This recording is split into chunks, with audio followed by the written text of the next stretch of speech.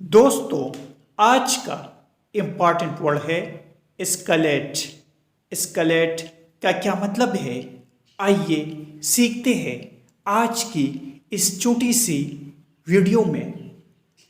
Escalate means वसत देना, बढ़ाना या शिद्दत में बतदरीज इजाफा करना। आइए इस वर्ड को सेंटेंस में इस्तेमाल करते हैं। Both unions and management fear the dispute could escalate. Management means इंतज़ामिया, dispute means तनाज़ा।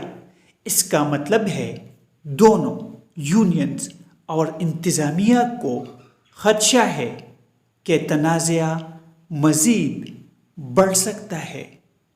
Viewers, channel को सब्सक्राइब करें और वीडियो को लाइक और शेयर ज़रूर करें।